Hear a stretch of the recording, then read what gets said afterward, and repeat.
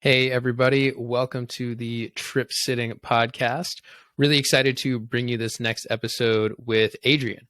So Adrian and I met through Instagram after I started the blog, and through that, we started talking to each other a little bit.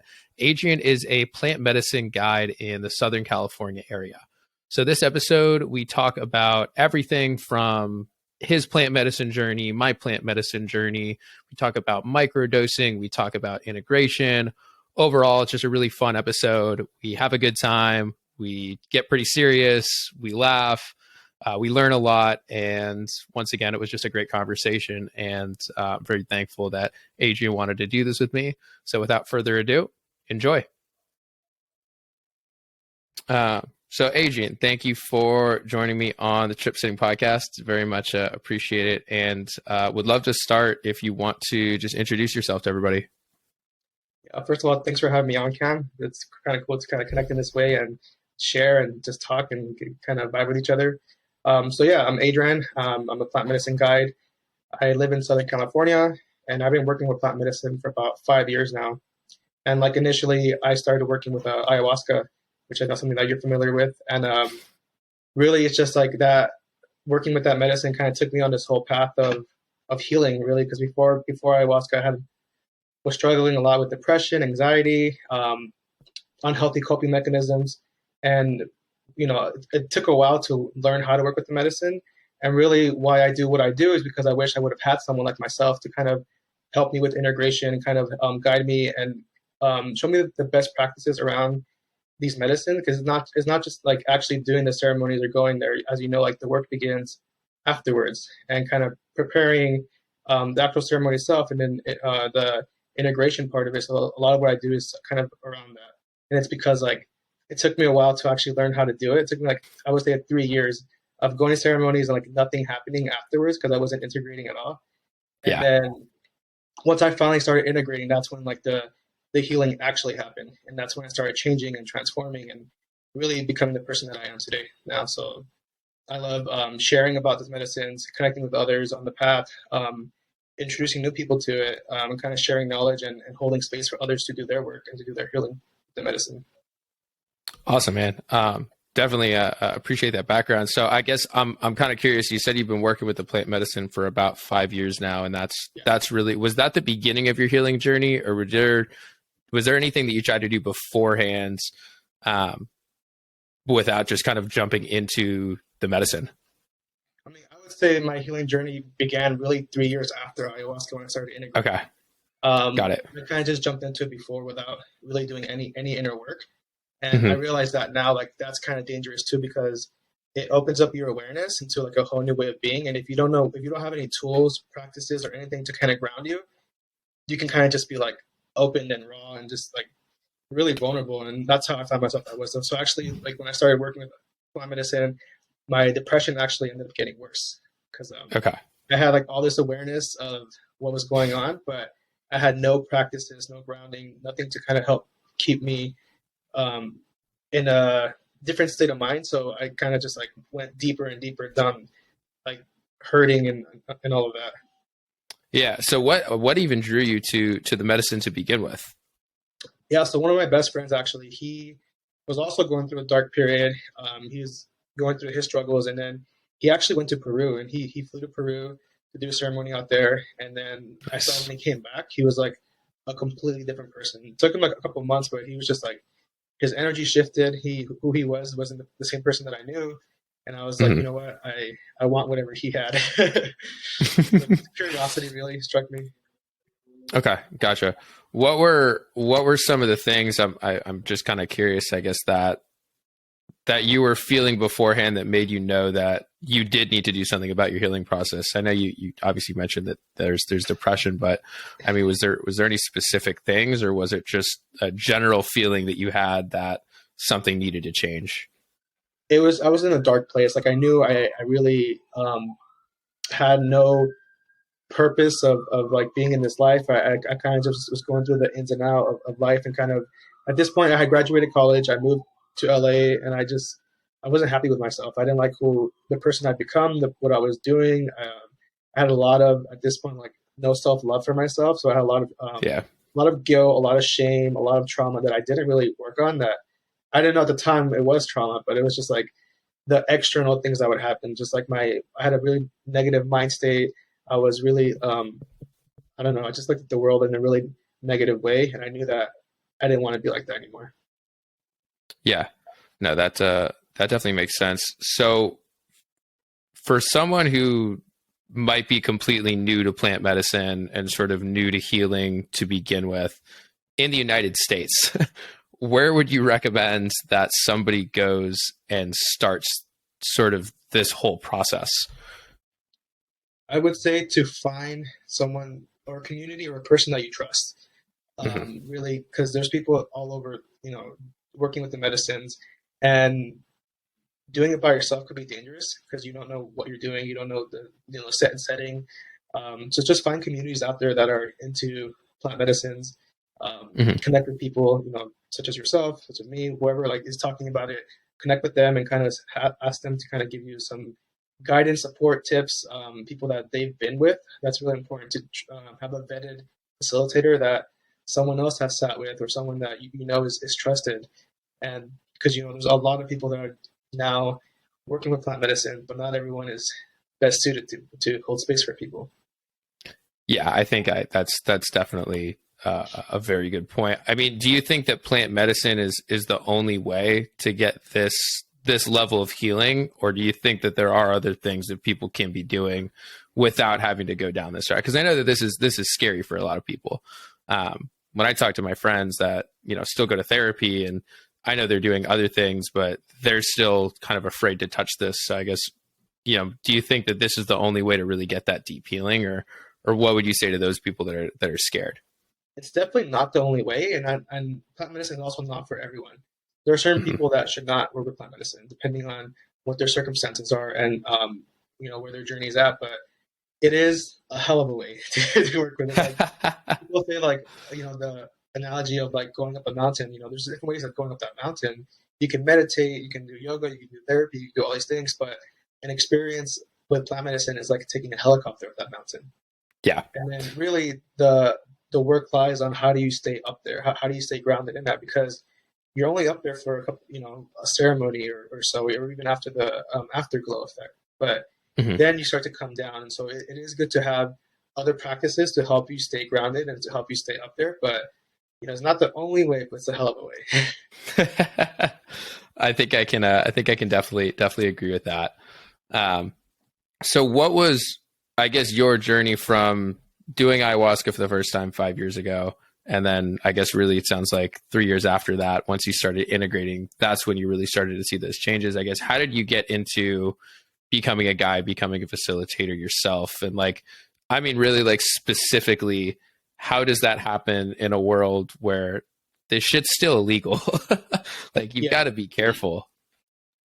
Well, for me, it was after I started integrating. And for me, that meant going to therapy, starting to do meditation, doing yoga, doing all these things and not working with plant medicine for a while. So I didn't work with plant medicine for about a year while I was doing all this integration work and really processing everything that was kind of opened up in that experience for me. Because in that one experience, the medicine told me you need to integrate. I told you this already. I told you what you got to do the work. Yeah. And it was a very scary experience, that one, because it felt like what I perceived to be almost I felt like I was dying for a while, like an ego death experience. But yeah, it was fucking scary, and I basically was not surrendering, and that's what the plant medicine teaches you, is how to surrender.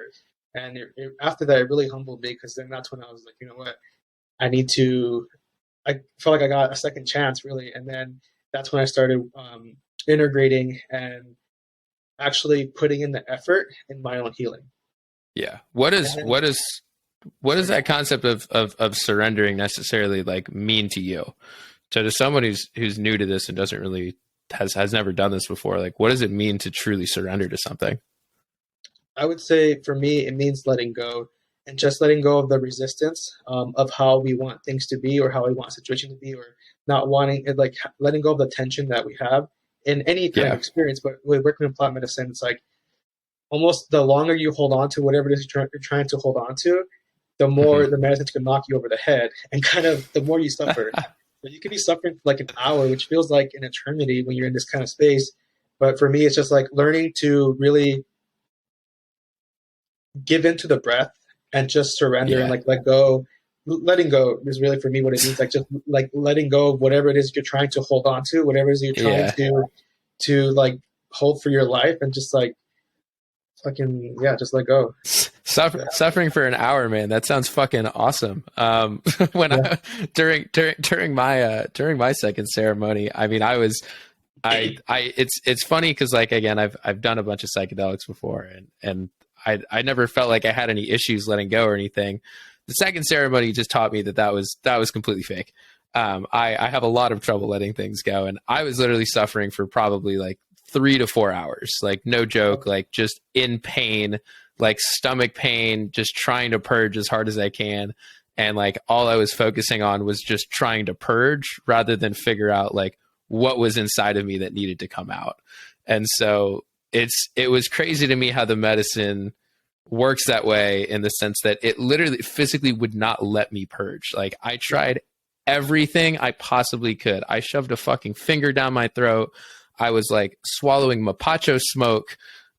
He gave me a second dose. He gave me another taste after that.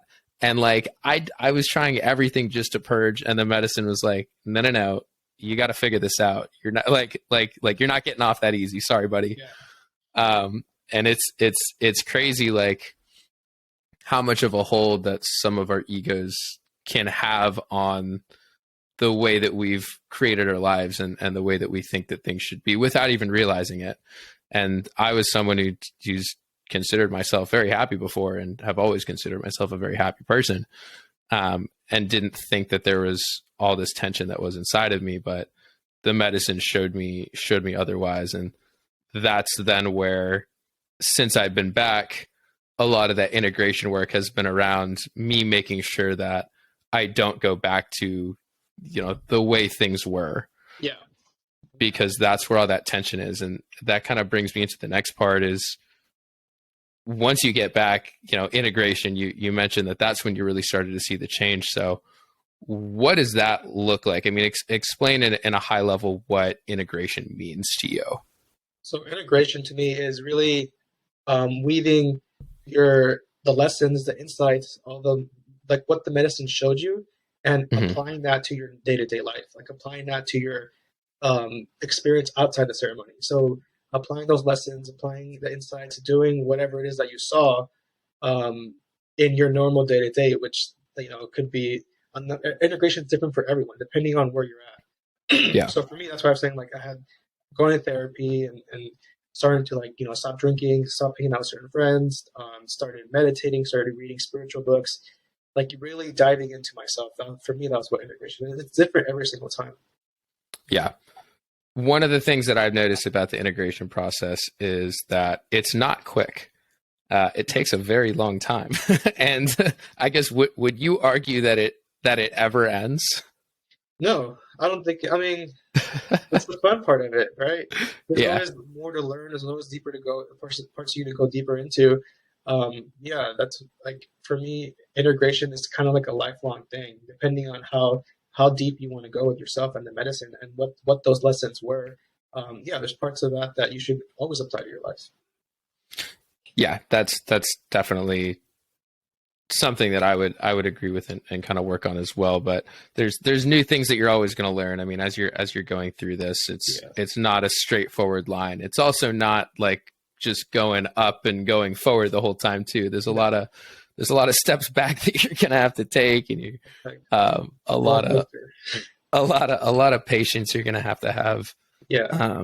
And then going back to your question that you asked me earlier about how I became to do what I do now as a guide facilitator, really it happened to me in a ceremony. Like the medicine literally told me like that she wanted me to help start medicine, and to kind of, this was after I had already done a lot of in my sense like integration and kind of worked on things and kind of started becoming this new person that I was. And then that's when the medicine was like, well, like now it's your turn to hold space for others. So really, I was called to it. It wasn't like prior to this ceremony, I've never even thought about it. It was something that was on my mind or anything like that, but the medicine kind of pulled me in that direction. And then with the folks I was with, I ended up telling them like, hey, like, it sounds really crazy, but the medicine told me that, she wants me to serve medicine with you guys. And then they were like, well, that's cool because we were going to ask you anyways.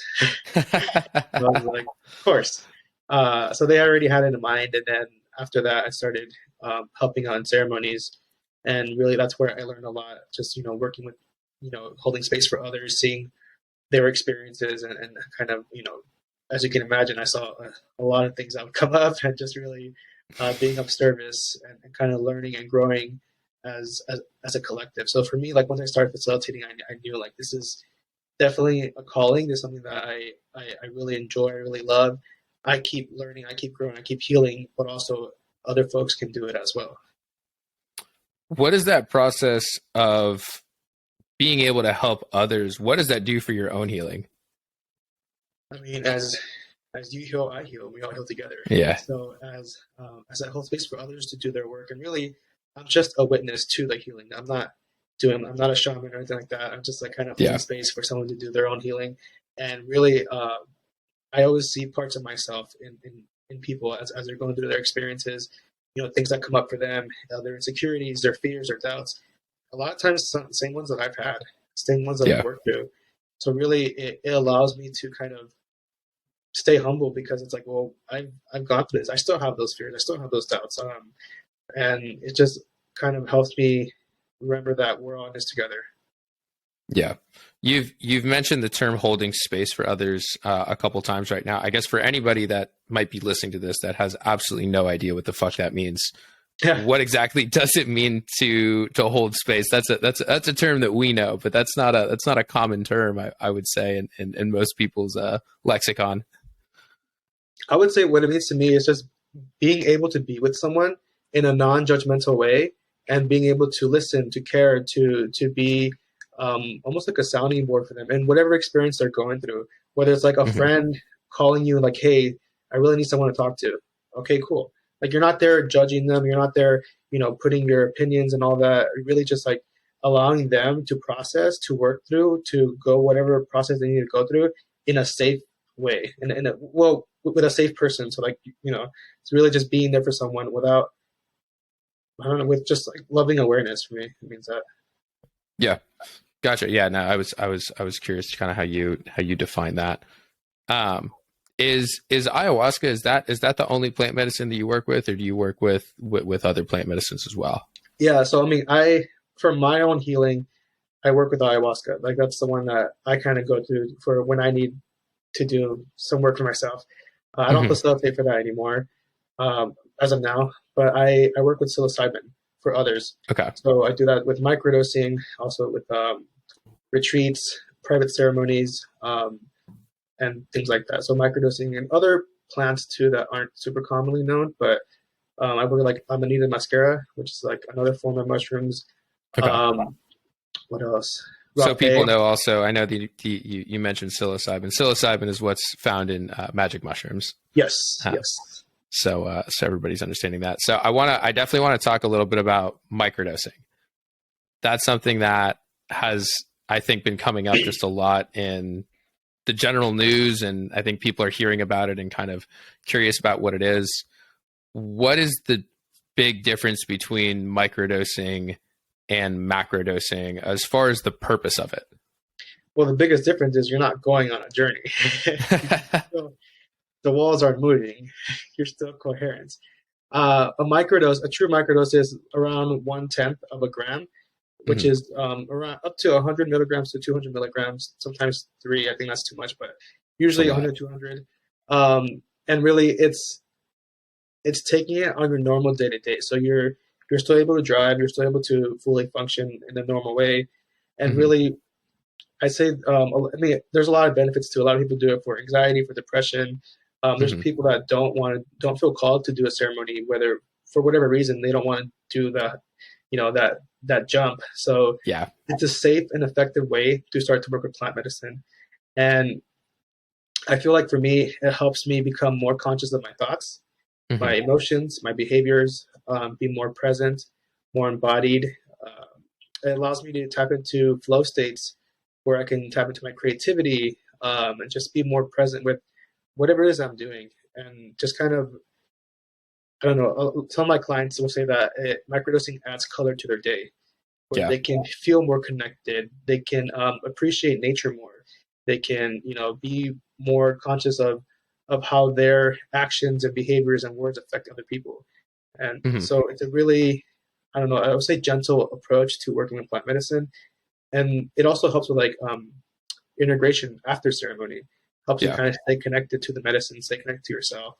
And yeah, so there's a lot of benefits of it, and really folks are finding it helps get them off of SSRIs too, like with antidepressants and other meds too. It's kind of like the bridge between that and then plant medicine. Well, the deeper ones. Okay. Gotcha. So with microdosing, do you recommend, I guess, a specific kind of protocol that people follow? Is it really just kind of what's right for you? And for people that don't know what protocol means when it comes to microdosing, is basically the schedule in which you're taking it. So like I know a popular one is you take it 1 day on, 2 days off, 1 day on, 2 days off. I know there's other ones where it's, I think you take 5 days in a row and you take weekends off. There's basically a bunch of different options that people have. So like, how does someone figure out how to begin? Yeah, the one that I use and I recommend to my clients is 3 days on, 2 days off. Okay. I feel like that gives you enough time to actually work with the medicine, and to on the third day you kind of feel like the glow of it. And then those days off are needed because with the psilocybin there is a tolerance that grows. So Hmm. if you were to do it 7 days in a row, you probably wouldn't feel it the same way as you did the first time. So those days off are really important. Also, when you can kind of integrate and like see how your state of mind is off the medicine, because the purpose is not to be reliant on the medicine. It's really to help you get more grounded, to help you rebuild those neural pathways, to start thinking about things differently than you normally would. And it's not to be on it forever or to Yeah. work, to become reliant on it, but to help you open up a new level of awareness that can, have great effects for change. Gotcha. So that level of awareness is, I guess, again, on more of a micro level, because you're just not taking, again, like that gigantic dose, but Yeah. it's still able to help you. I mean, it's kind of interesting. So like, as someone that just has anxiety, if they were to just take a microdose, are they immediately going to not feel anxiety? And that's what I kind of help folks kind of get, is that one microdose probably isn't going to do anything to you.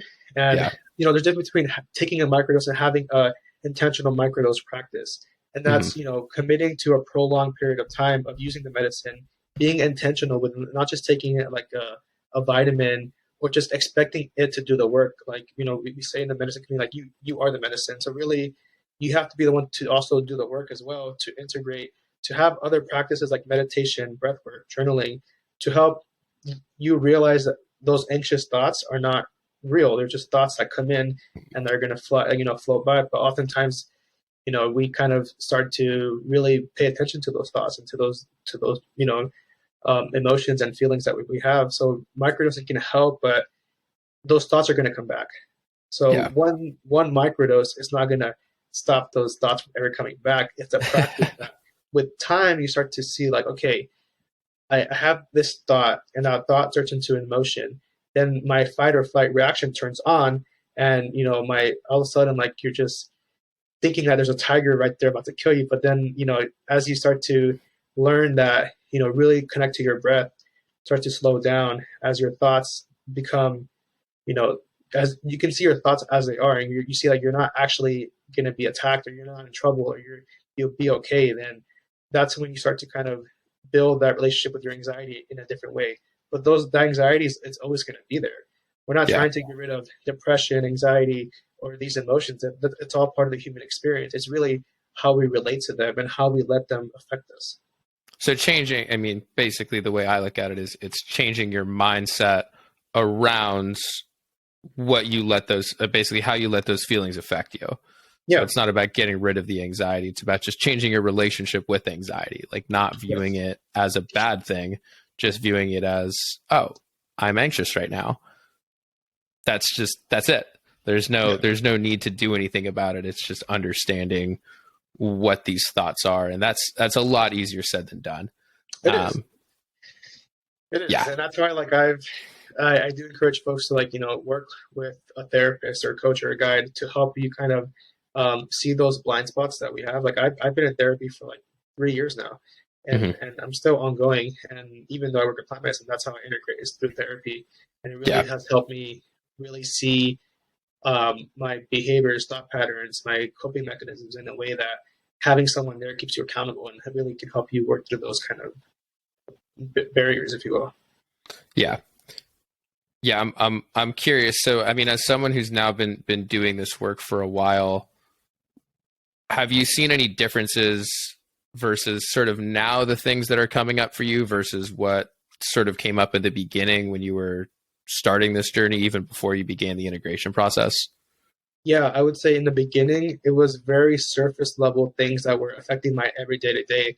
Like it was working on my depression, my anxiety. I would have anxiety attacks. Yeah. It was like working on my insecurities that I had, just like different things that were at the time seemed surface level. And now where I'm at, my journey is I'm kind of I feel like I've done a lot of it now, but working through generational trauma, working through things that I didn't even know were there from like my childhood past that affected me as an adult, how I show up in the world, how my attachment style is, the way I kind of my kind of deep rooted beliefs and traumas and all these things about myself. And it's to the point now where like recently my family started family therapy together, which was, huge. I've been in therapy for like a while. And in the beginning, my parents thought I was crazy. Like, are you okay? Like, do you need help? Like, why are you seeing a therapist? And I was like, oh, like I'm seeing a therapist because I'm trying to work on myself. So now I'm at the point where, the work that I'm doing is not just about myself. It's kind of bringing in my family into it. And I tell folks that oftentimes when we're committed to this path of healing, you're not only healing yourself, you're healing generations before you and after you. So generations after me are going to have to deal with this stuff. And also my parents and my siblings and all that, we're also healing things that were there the whole time. But now it's like on a collective level to where we're doing family therapy now, which is pretty huge for us. I think that's something that's amazing to me about my journey too, and just working with this is like seeing that ripple outwards to the people that you care about, and the people that actually care about you, and the people that matter, and the people that love you. Yeah. Those are the people that it's going to affect. The people that you might think you're friends with, or you might think you have a good relationship with, that aren't really going to fuck with it. Those were just surface level things to begin with. And you're going to see that. And like, you're probably going to lose some friends. I know that there are definitely people that I'm not nearly as close with anymore since I started going down this road, but I don't view that as a bad thing. I view it as a good thing because it was never like a real relationship to begin with. But I think to a lot of people that can be pretty scary losing people that you think are close to you. Yeah, as you say that, that's something I definitely went through was, I would say it's like a, I don't know, kind of metamorphosis where I became this new version of myself, and really because of who I was, I was who I was, and now I am who I am. There was a shedding process of that, of myself, but also people in my life. Like I can't resonate with certain folks anymore in the same way, where it's like, well, I'm not really about that anymore. And I'm sure you're not about what I'm about, which is all part of the process. But when you're working with such a deep, impactful medicine, it could happen at a faster pace than something else. So there was a moment in my life where I did start losing my friends, not losing, but kind of growing apart from them. Mm-hmm. And then I felt like I was very lonely because I was on, a spiritual path and being like, I feel like no one could resonate with who I am anymore. But then really it was that I wasn't showing up as myself authentically. Yeah. I was showing up as a version of myself that I kind of like a watered down version of me. Yeah. And then as I started stepping more into my truth, showing up as who I am, being more authentic, being more real.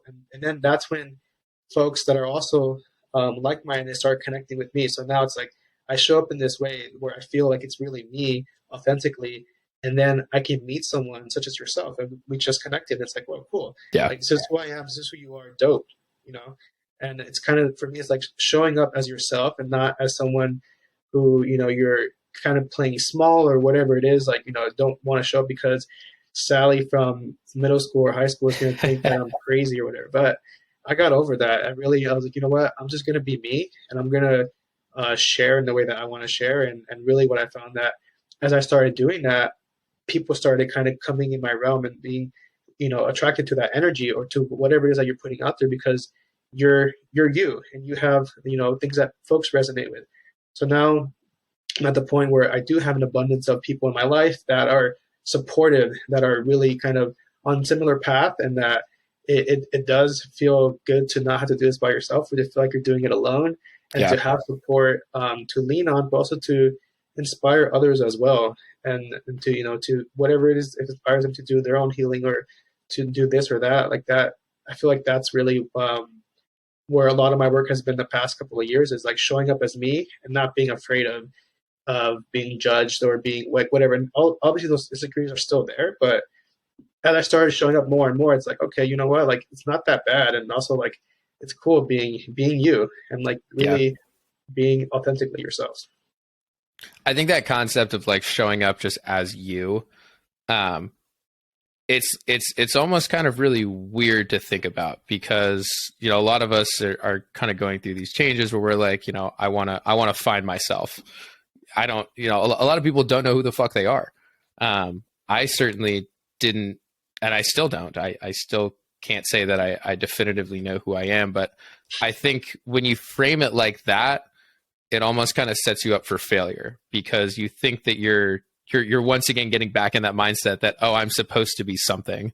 Whereas after I came back and started this integration process, I kind of reframed it as, it's not really about finding myself. It's about just losing who I think I am right now, and really focusing on that rather than finding who I'm supposed to be, I think has just helped me a lot, of just losing these old patterns that just don't necessarily serve me anymore.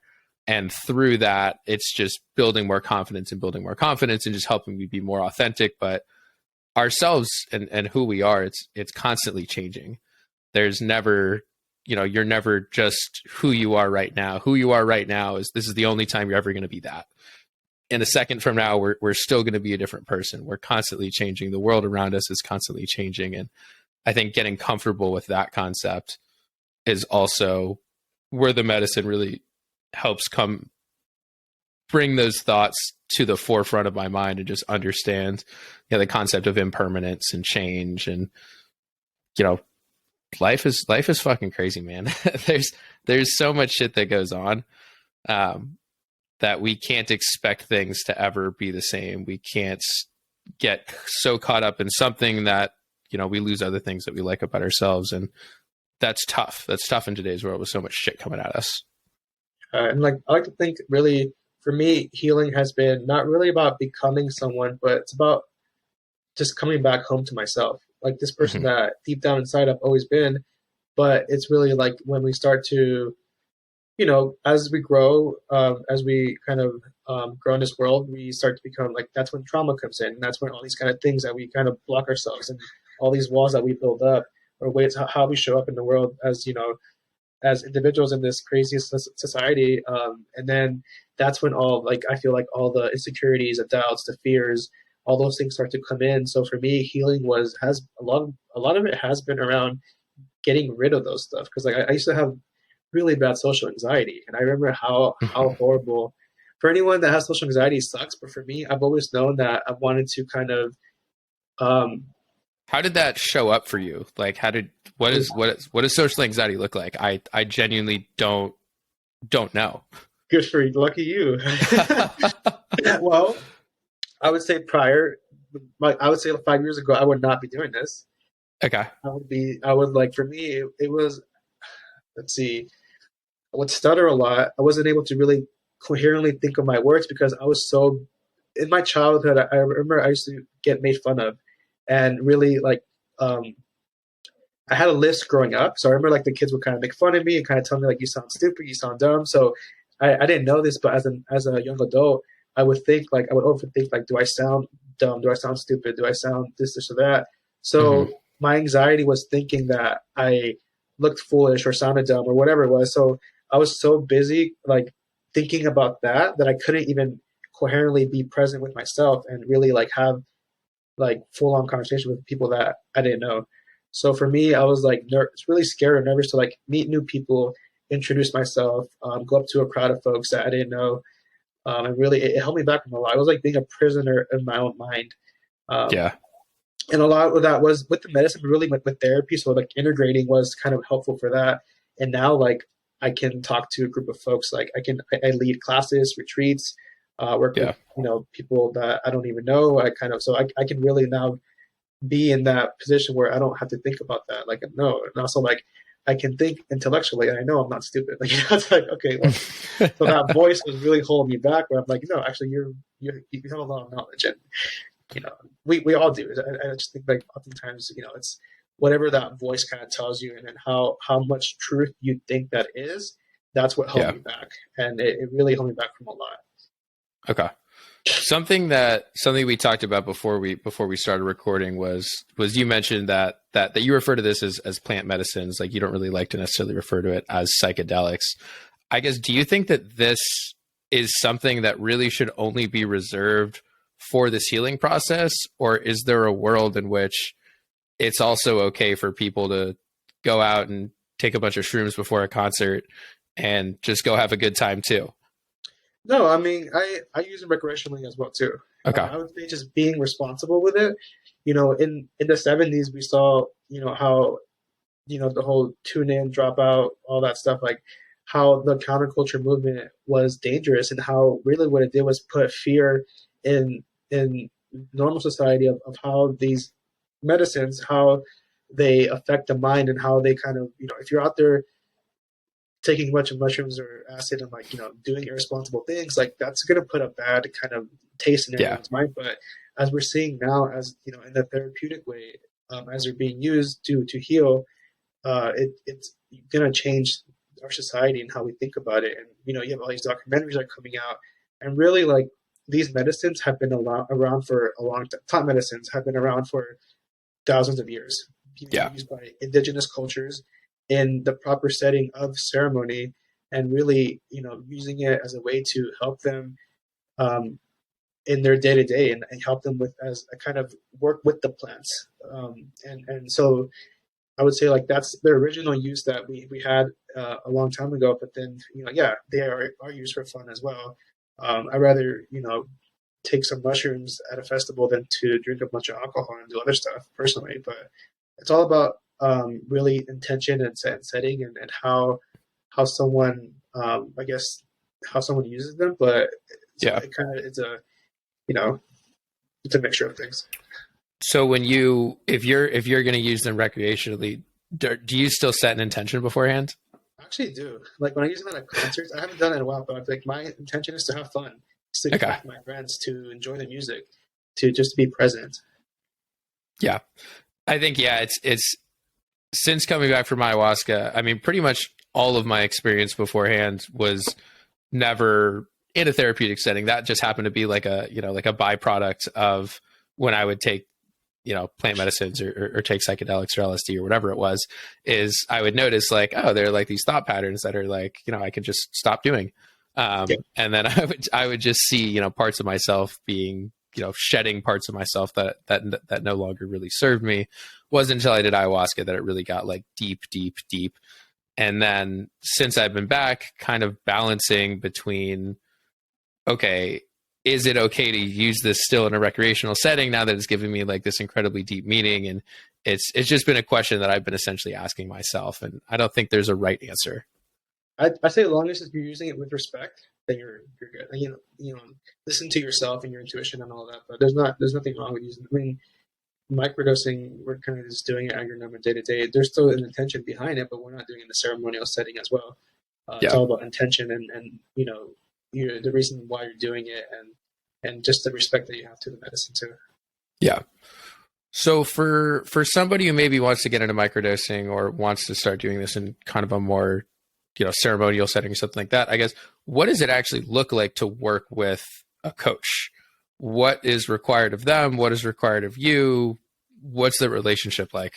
So for me, I would say, well, there has to be um, a connection, I would say, between, trust and also know that the person is doing it with the right intention of wanting to, for me at least, wanting to heal, wanting to grow, has a willingness to kind of not just doing it to like, hey, I want to do this just to kind of experience it, or I want to do this because it sounds fun or something like that. Well, then go do it at a park or something. Have you ever had to fire a client before?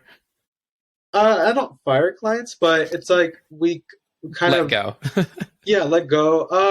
We kind of just come to like a, you know, like an agreement. Like, yeah, you know what? I think our time together is like, good. And usually, Yeah. like, it's like we both kind of come to that agreement. We feel energetically. It's like, you know what?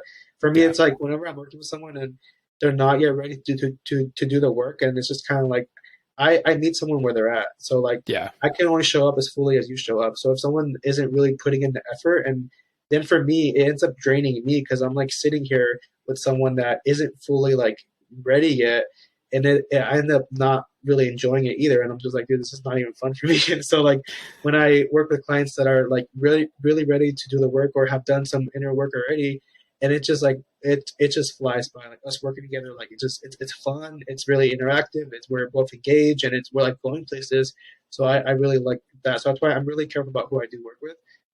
Make sure that there is that connection, depending on Mhm. what capacity. There's different clients that I have. I do some for integration work, I do some for ceremony, microdosing. So there's different types of people that I work with, Mhm. retreat. So it's like it really depends on what the context is and where they're at, and then that's kind of how I gauge like how far we can go together. Okay. Got it. That makes sense. And I keep just fucking bouncing around here, but I want to go back to something that you said about how now your family is doing starting family therapy now too. Yeah. Um, I'm curious, how does your family know everything that you do? Like, what was the process of basically telling them what you do, or maybe you haven't yet, and they Yeah, just I, want to do I therapy for and a shit like while. that.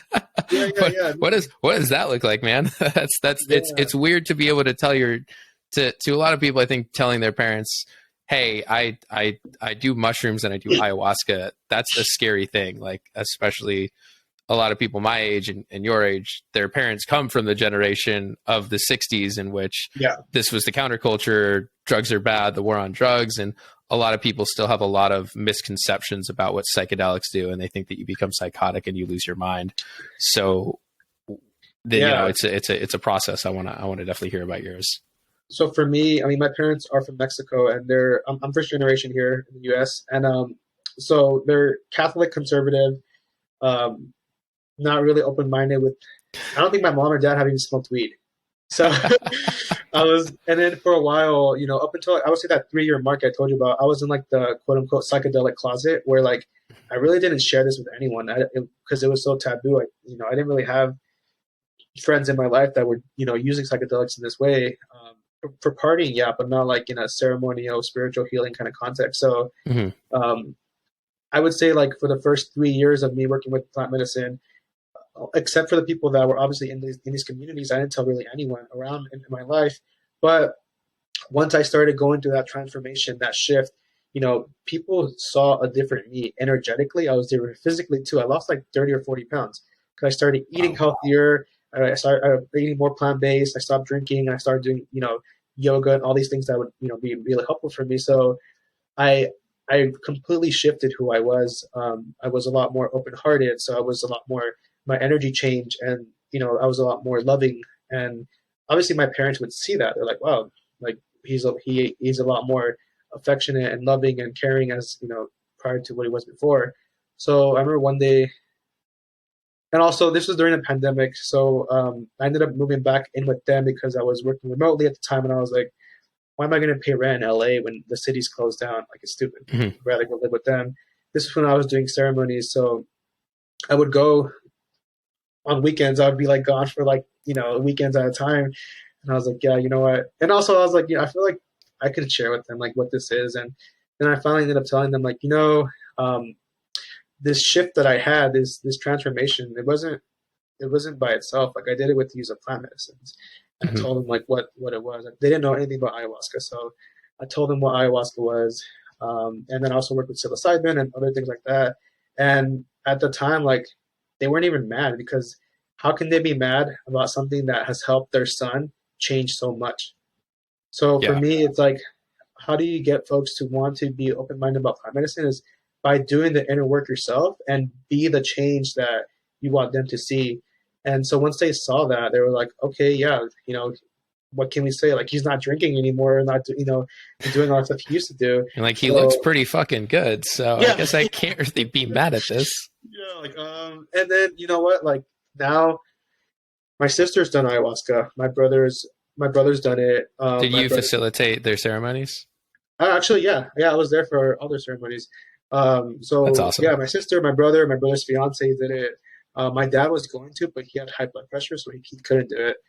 So like that goes to show, like they've all have sat with the medicine now, and that's Yeah. something when I first did it. I'm sure you had this experience too. Like when you first do it, you want everyone to do it. You're like, everyone has to do it. Like you tell everyone, but I definitely tell everyone about it, but like I had, to me it was a very profound experience, and like it was, I mean, it fucking like cut me to my core. Like it got deep. And there's a lot of friends that I have where I'm like, I don't think you can handle this. I think you need to do something else first before you would do this. But those are also the same people that have absolutely no interest in doing it. And yeah, so that goes back to the sense that like this is a journey. Like healing is a journey, and like there's not a one size fits all for everybody. And I think it also, that being said, I think goes back to the point though that ayahuasca is not going to show you more than you can handle. I was ready to handle something and like have a massive shift in my life. That's what I felt. That's what I just intuitively knew needed to happen. Was there was this big shift. I had been trying to ask the right questions for so long, and it got to a point where I'm just asking the wrong questions, and the medicine pointed me in the right direction to start asking the right questions. And that goes to another point too, where like it's not the medicine that's doing the work. It's still always you doing the work. The medicine is just guiding you in the right direction. yeah. So I like to say, like in the South, they call them plantas de poder, which means plants of power. Mm-hmm. So they refer to it as that because really, what they do, these plants are they're teachers, they're guides. They can show you the way. They can show you what you need to do. And at first, that may be to heal. So at first, it's like it can show you how to get past these traumas and past these things. But at a certain point, there comes a point where then the plants start telling you your own power, your own inner strength, what you're capable of, what you can do if you want to do these things. So for me, it has been that. Like lately, my ceremonies have been more about how can I elevate myself? How can I continue to do this work that I'm so dedicated to? What does that Mm-hmm. look like for me? So things that I do, like the medicine has literally told me, do this, do that. So I'm Yeah. guided by that in that way. And I have trust, even though like I have insecurities or doubts or fears, but the things that I've done that the medicine has told me has worked out in a great way. It's told me certain things and I'm like, okay, I'm gonna do this, and then kind of just take a jump. And so it's really cool to be able to tap into that for myself. It's tap into like my own inner strength, my own power, my own my gifts and abilities, and be able to use that to help others in their evolution as well as their in their form of their healing and in the way that I show up. Was there ever a point when you started on this journey, let's say when you first started working with plant medicine, where you wanted to quit, or where you genuinely thought like, okay, maybe this isn't for me, like this is tough? Yeah, I mean, there's been many points, especially I would say being on social media is really tough in general. Like being, you're basically showing yourself to the world, like of what you do or how you think and all these things. There's always these insecurities and doubts and fears that would come in. So yeah, there's been moments where I'm like, I don't know, this whole like imposter syndrome thing and like often Yeah. things that would kind of show up for me. But so there's been times, and also when, like as we said, like healing is not linear. So there's been moments where I've had to take a step back because something would show up in my life that I didn't quite know was there, and I had to really work through that trauma, work through those shadow work, and kind of really dig deep into myself. So there's times in my life where I need to take a step back and hold space for myself, and Mm-hmm. really be able to work through things that I really didn't see before. But once I got past that and kind of worked through that, then, I don't really feel like I ever quite got off the path, but rather I would stray away, but then, I come right back to it in a more refined way. Got it. So like just, I mean, allowing you to continue to work on yourself while simultaneously being able to, come back and help other people as well. Yeah. I've never really done quite working on myself, as you know. But I'm at a point where, I could hold space for other people and still, put my stuff aside and then come back to whatever I need to do and continuously keep on growing and kind of evolving in my way. Yeah. How do you ever know, I guess, when it's time to I guess sort of start doing that shadow work and basically like take a break from the medicine yourself? It's like in my time, it's been like you have no other choice. Like, it's like you're put up against the wall and like shit hits the fan and like stuff starts happening. And like for me, it shows up in like waves of depression where I have gotten that. Like I would still get in times when I felt unaligned and not really wanting to work on certain things, it would show up as like, okay, like the universe will put things in your way to make you work on it. So for me, it's been like, shit happened where I'm like, fuck, like I have no other choice but to work on this because I have like, there's nothing else more important in my life than this thing right now. So it's often not by choice that I had to take a step back. It's like, well, fuck, like I'm going through a lot of shit right now. So I really need to focus on this part of myself and really surrender to that process. Yeah. It's funny how the universe just works that way. And as you then, take a step back and then start doing that work on yourself. And then once you come back to it, you have that new perspective on everything that just happened. Like when the shit hits the fan and like, it's almost like you have like an appreciation for it. Whereas like, as you're going through it, it kind of sucks. Obviously it sucks, but like, I mean, that's at least been my experience is like, there's been patterns in my life that have repeated themselves over and over and over and over again. And they show up differently each time to the point where I didn't quite recognize it as the same thing as before. And then, years later, I'll be like, oh, fuck, like that's why that happened. Like that was the same thing that happened 2 years before that. Well, yeah, trauma will repeat itself in cycles until we're ready to heal it. Yeah.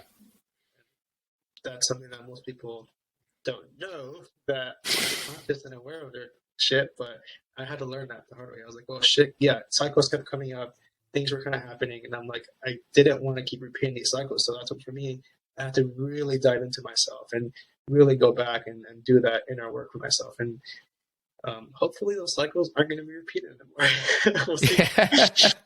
One can only hope. That is true. You never truly know until you're tested again. And you will get tested. It's not going to stop. And for me, I feel like, this doesn't get any easier, but you only get stronger. No. You only learn how to ride the waves a little more gracefully, I would hope, and really just kind of be able to navigate the waters.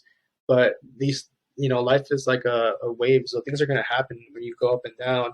But I think as you grow and develop and have better ways of grounding yourself, techniques, better ways of, coming back to equilibrium, then you're able to not get so knocked down when these things happen to you, at least for me. Yeah, no, that makes a lot of sense. I mean, it's specifically what you just said is like, this doesn't get any easier. It's just, you get better. Yeah. And that concept is just how life works. I mean, that's how these people, as they get older, get that old man wisdom. They've just been through it so much that they understand the waves of life, as you sort of describe them as. But I feel like a lot of times age doesn't necessarily mean wisdom or knowledge, because there's people that are older than me that just don't have an awareness of their shit, and just like I see them suffering, and I'm like, well, it's like to a point we kind of choose to suffer in certain ways. Yeah. But it really is about, that's why I feel like plant medicine for me has been so effective, because you're able to get a bird's eye view. You're able to take yourself out of the situation, take your mind, your thoughts, and your awareness, like kind of take a step back, and then see certain things as they really are, not as your mind perceives them to be. Yeah. That's that's a great just whole sentence right there. Just being able to, I mean, like take that step back and get that bird's eye view, being able to see your problems from a completely different perspective. Because without realizing it, we tend to look at things in really just one way, because like that's how our mind works. Like our mind tries to be as like efficient as possible. And to be as efficient as possible, it's taking all the information that's ever happened in your past and trying to make like the absolute quickest snap decision that it can make, so you can make sense of what's happening right in front of you. But if the things that happened in your past are trauma-based or survival-based or things like that, you're going to keep looking at it in that way, and you're not going to be able to see it from a different point of view. Yeah, so I feel like with working on healing, any kind of sense, not just with plant medicine, but in general, I feel like it opens up our lens of compassion a little bit wider, so we can see things in different perspectives that we were before. And you can do that with meditation. Like meditation is really helpful for that. And I still lean into that too, but I find it with plant medicine, because you're also, especially when you talk about ayahuasca, you're being guided by another consciousness, and sometimes that consciousness is talking to you in ways that you probably would never be able to see things in this way. So it really helps you. I don't know if you had that experience of like being guided by mother, feeling her love, her sometimes tough love, and sometimes the messages are pretty clear, sometimes they're not. But that's why I love working with that medicine, because there's another consciousness there that isn't quite yours, but works kind of symbiotically with your own consciousness to kind of help you on your path. Yeah, no, that's definitely something that I felt as well while I was on it. It wasn't always clear that was happening, but it was one of those situations in which after it happened, I was like, that was her. Okay, I get it now. And then while I'm going through it, I'm just like, fucking, like, show me this. Like, be more clear. This is annoying. For you, like, you had 3 ceremonies, right? Yeah. Yeah, so that's a lot. Like, it's like 3 days worth of information and downloads, and obviously you're not going to remember all of that as in one weekend. So that experience might come back to you like a week later, or 2 months later. You might be sitting and you might hear a song, and you're like, oh crap, that's what she was talking about. Or like, dude, or something. I've every single day since I've came back, there's like, I give myself time every single morning to think back to the ceremonies and just like remember anything, and then just anything that comes up, I'm just letting it come up. And typically that happens in the form of tears. I'm not going to lie. I think I've cried every single day since I've came back, but it feels awesome. Yeah. It's like the greatest feeling in the world to feel my emotions, because I was such a closed off person emotionally beforehand, like so closed off, and I didn't think I was. I mean, I knew I was to an extent, but like I didn't realize just the extent of it. And to be able to just like feel my emotions again, it's just such a freeing feeling. But to anyone who's never done this work or started their healing process, if they see a man crying every single morning, that typically doesn't look good. Yeah, but I don't. But we don't. But I don't care. I'm like, it's fucking awesome. Like I wish people could feel these things, and it's also hard too. And I guess I'm kind of curious, like, how do you deal with maybe people around you that you love, that you do see that are suffering, that don't want to do this work, and like you want to be able to help them? How do you help them? I don't. You can't help anyone who doesn't want to be helped. As much as I would want to be there for someone, and as you start to go deeper in this path, as you work on your own traumas, then you can certainly see the traumas of other people.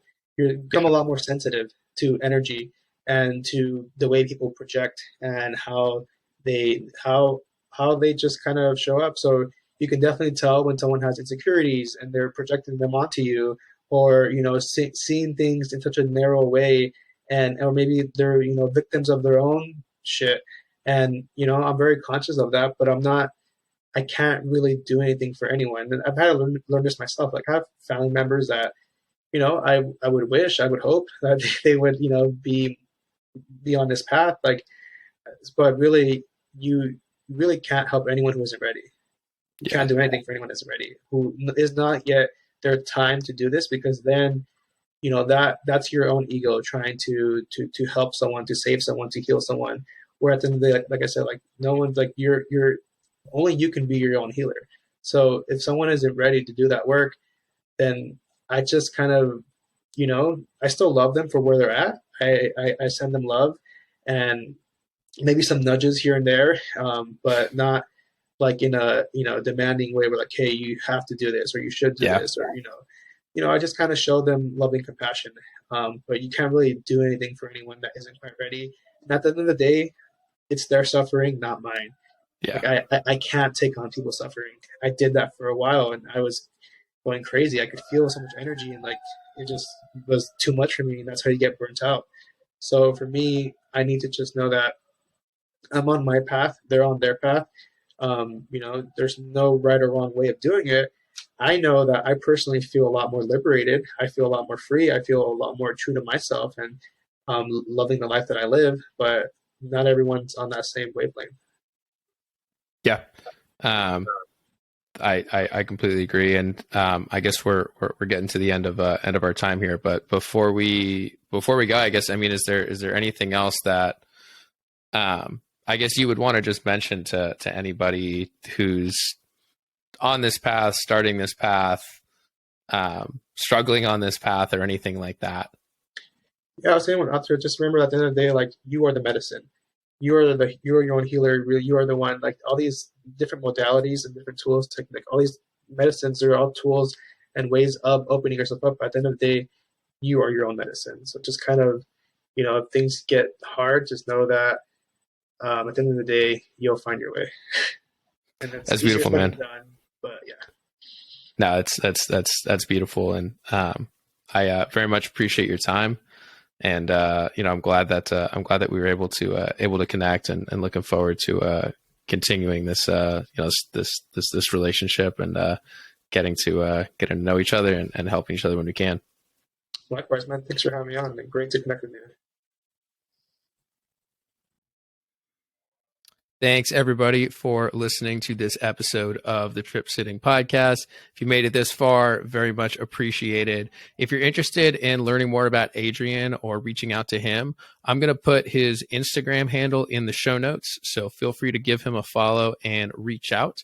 And if you like this episode, please share it with a friend, share it with a colleague, a coworker, anybody that you probably feel pretty uncomfortable talking about psychedelics with. Share it with them.